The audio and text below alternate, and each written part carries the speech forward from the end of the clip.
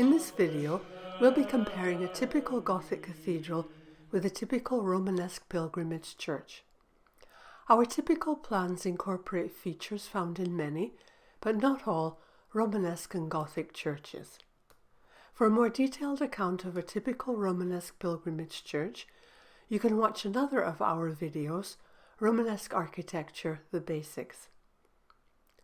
Both Romanesque and Gothic art and architecture belong to the later Middle Ages or medieval period in Northern and Western Europe.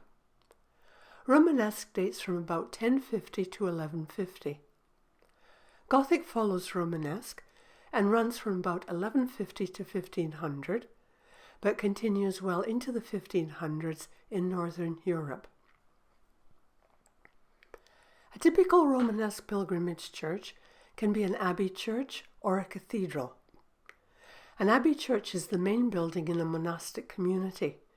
It is used by the monks or nuns who live there. Many monastic communities were situated on pilgrimage routes, so abbey churches also accommodated pilgrims. A cathedral is a church used by a bishop and the inhabitants of a city or town. It is the religious centre of urban life. Many Gothic churches are cathedrals. The earliest examples of the Gothic cathedral are found in northern France. The Romanesque church looks solid, heavy, and fairly plain when compared to the Gothic, which looks lighter, taller, and more ornate. Both a typical Romanesque and a typical Gothic church can be described as Basilica plans with modifications.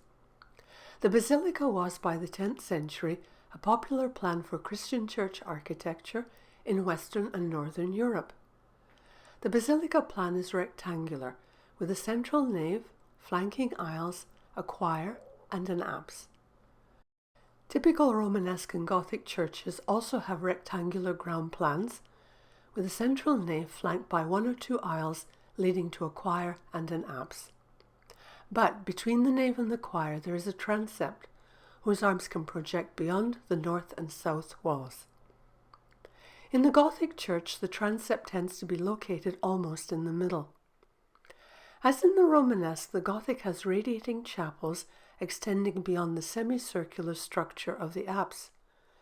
The chapels are visible from the outside. Access to these chapels is through an ambulatory running beside and behind the choir and apse. The ambulatory is an interior passageway for walking through. Some Gothic church plans are simpler. There's the usual central nave with flanking aisles and an ambulatory around the choir and apse. But there are no chapels extending beyond the outer wall, and the transept does not project beyond the north and south walls. Semicircular arches, called round arches, are the most common type in Romanesque architecture. By contrast, Gothic arches are pointed and reinforce an upward movement. Romanesque and Gothic vaults are arched ceilings made from stone and brick. They are reinforced by ribs. The most common Romanesque vault is the plain barrel vault over the nave. It is divided by transverse ribs into rectangular compartments or bays. The transverse ribs are the arches following the curve of the barrel vault. The aisles have cross vaults. Each cross vault extends over a square bay. The Gothic vault is a more complex structure. The earliest Gothic vaults over the nave are called quadripartite vaults. As in Romanesque, transverse ribs form rectangular bays along the length of the nave. In this diagram there are 4 bays. But in the Gothic vault, a pair of diagonal ribs meeting at the centre create a cross vault with 4 parts, that is, quadripartite. If a transverse rib is added to the centre of a 4-part bay, then there are 6 parts. This is called sexpartite vault. As time went on, Gothic vaults became more complex and ornate. In England, for example, fan vaulting became popular from the 14th century onwards. From the ground up, The interior elevation of a Romanesque church consists of 2 levels. Thick piers or columns support round arches on the ground level. Above this there's the gallery, with its double round arched openings enclosed inside bigger arches. The gallery is above the aisles. In a typical Romanesque church there are no windows under the vault, but there can be windows in the outer walls of the aisles and ambulatories. Attached columns between the ground level arches run from the floor to the barrel vault at regular intervals. Their capitals connect to the transverse ribs in the vault. From the ground up, the interior elevation of a typical Gothic church usually consists of 3 levels. On the lowest level is an arcade formed by pointed arches springing from clustered columns. Some of the columns continue upwards to the vault. The triforium is above the arcade. The triforium is a passageway above the aisles. It has a row of pointed arches enclosing 3 arched openings. Above the triforium and just under the vault is a clerestory, that is, a row of windows. Windows allow daylight to enter the church below the vault, making the vault look airy and weightless. The windows are often made of coloured or stained glass.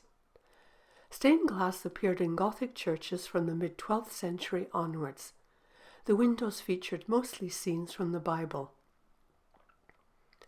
The play of coloured light from the windows on grey stone walls changed with the weather, the season, and the time of day.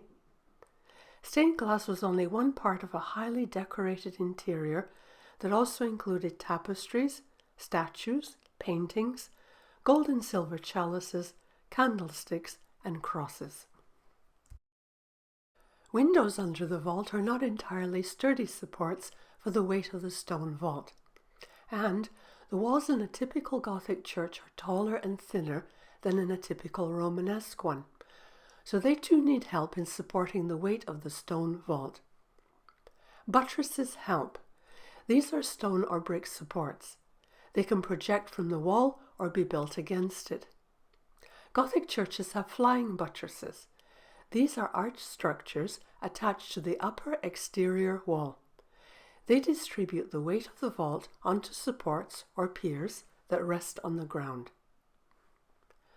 The front of a Gothic church is highly ornate, with stained glass windows, stone sculptures, arched openings, towers, and steeples. This is the front of the 13th century cathedral at Amiens in France. And this is the red brick front of the Church of St. Anne in Vilnius, Lithuania, completed in 1500. Interlocking arches and rectangles soar upward into thin towers and steeples. The Gothic style was replaced by the Renaissance, but Gothic architecture returned in the 19th century to Britain and Northern Europe with what came to be called the Gothic Revival.